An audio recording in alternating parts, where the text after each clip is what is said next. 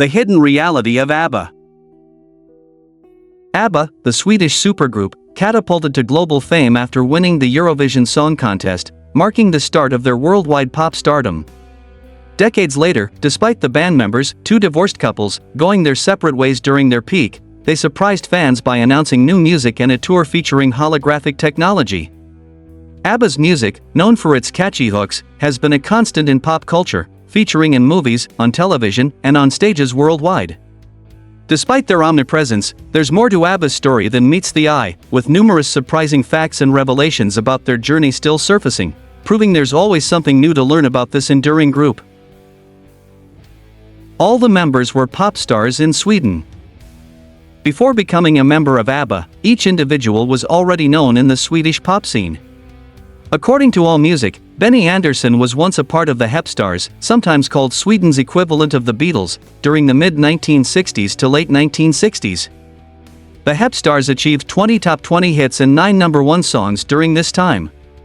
During a party where the Hepstars and Björn Ulvaeus's band, the Hootenanny Singers, performed, Benny and Björn first crossed paths and began their songwriting partnership. The Hepstars eventually disbanded, partly due to the financial pressures of producing an unreleased film similar to the Beatles' A Hard Day's Night and a desire among the members to explore different musical avenues. In the latter days of the Hepstars, Benny met Annifrid Frida Lyngstad, a pop and jazz vocalist who had claimed victory in a 1967 Swedish national talent contest alongside a record deal. Benny went on to produce Frida's first solo album in 1971, which included the Swedish number 1 hit Min egen stad, My Own Town, featuring backing vocals from Benny, Björn, and Björn's wife, Agnetha Falskog. Agnetha was already well known in Sweden, having released a self-titled solo album in 1968 that reached the top of the Swedish charts, in addition to her own successful single, I Was So in Love. ABBA experienced failure at Eurovision before success. Before their legendary Eurovision win, ABBA faced initial challenges. Initially coming together after Benny and Björn's 1972 track People Need Love gained traction, with Frida and Agnetha contributing vocals, the group's early success led them to the Swedish Eurovision preliminaries. Despite Eurovision being widely recognized for its striking performances, many in the United States were introduced to it through Netflix's parody, Eurovision Song Contest, The Story of Fire Saga. ABBA participated in the 1973 Eurovision as Björn, Benny, Agnetha and Frida, securing only third place in Sweden with their entry Ring Ring. Undeterred, they rebranded as ABBA, an acronym of their first names, for the 1974 contest. Their song Waterloo won them the national title and crowned them as Europe's champions, marking the first Eurovision victory for a Swedish act. Waterloo later achieved iconic status, being voted the contest's best song at the Eurovision 50 celebration. Many believed ABBA to be a one-hit wonder.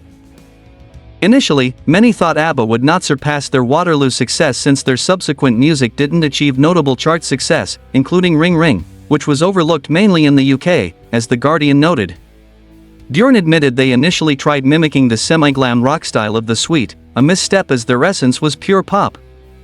The band's early European tour experienced low attendance, leading them to cancel several shows, including in the UK and Switzerland. However, a pivot to touring Swedish folk parks in 1975, reminiscent of their Waterloo days, and the release of their third album marked a turning point. This album featured worldwide hits like SOS and Mamma Mia, the latter fueling Australia's enduring adoration for ABBA. By year's end, they compiled these successes into a greatest hits album, introduced in Sweden in 1975 and globally in 1976, including Fernando, a top charter in 13 countries and Australia's all-time bestseller. ABBA led the way in reality entertainment. By the release of their fourth album, Arrival, in 1976, ABBA had cemented their global superstar status, marked by their iconic appearance on the album cover, featuring the band in a helicopter, exuding superstar aura. In his Pitchfork review, critic Simon Goddard highlighted this evolution in the band's image. Arrival brought the world dancing queen, their hallmark song and an one hit in the USA, celebrated by Frida for its prowess. Following this success, ABBA embarked on a European and Australian tour in 1977, attracting hundreds of thousands of fans. During this tour, they filmed ABBA, the movie, combining concert scenes, staged backstage moments, and interviews, presenting a format similar to modern reality TV. This project coincided with their fifth album release, ABBA, the album, further solidifying their place in pop culture.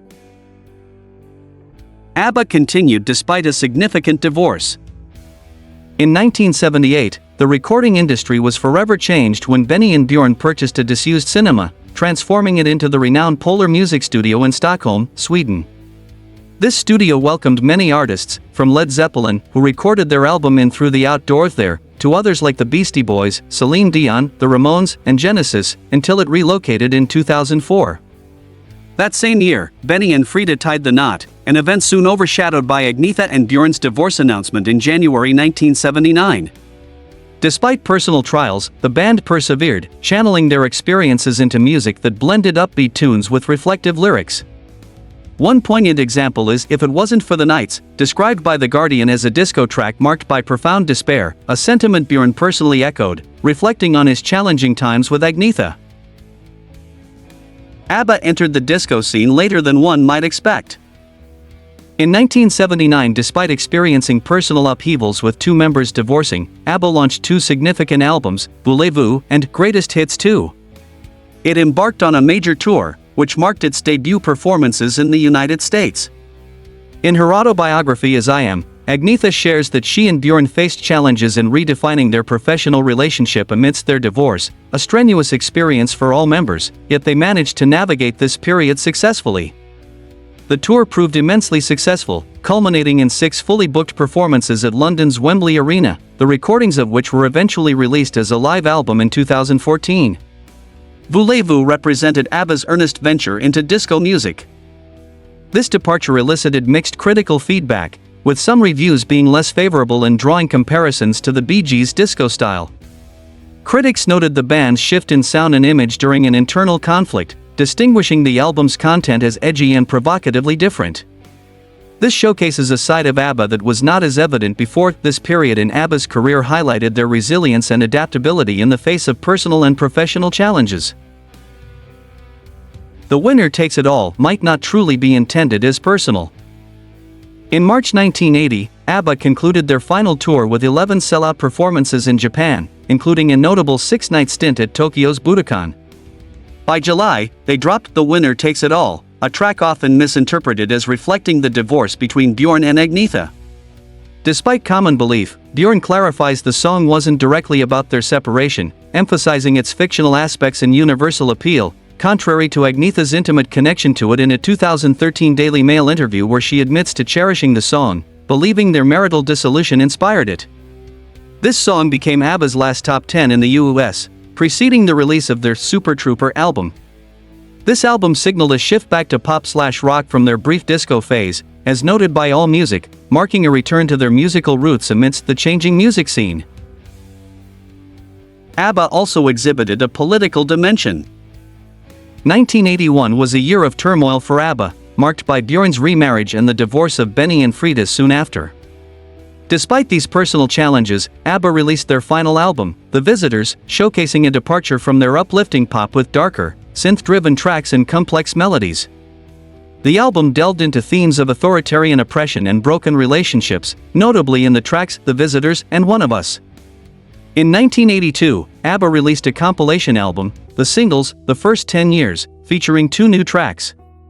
However, with the single The Day Before You Came underperforming, the band opted for a hiatus, ceasing to work together. This period underscored a significant transition for ABBA, both personally and artistically, culminating in a shift towards more introspective and politically nuanced music before their eventual hiatus. All the members went on to have successful careers after ABBA. The hiatus and eventual dissolution of the iconic pop group ABBA can partly be attributed to Björn and Benny's venture into musical theater with renowned lyricist Tim Rice, crafting the musical Chess. Before its stage debut, the story, centering on a complex love triangle set against the backdrop of a US vs. USSR chess match during the Cold War, was released as a concept album in 1984. This album, underscored by its narrative depth and historical context, outshined the 1986 stage production buoyed by Murray Head's hit single, One Night in Bangkok. However, its lyrics have since felt outdated. Following ABBA's pause, Agnetha focused on personal interests and took a significant break from music, returning in 2004. Frida's solo career was marked by critical and commercial success, particularly with her 1982 album produced by Phil Collins. She later embraced her royal status through marriage, becoming Princess Annie Frid Cini of Rus, Countess of Plauen.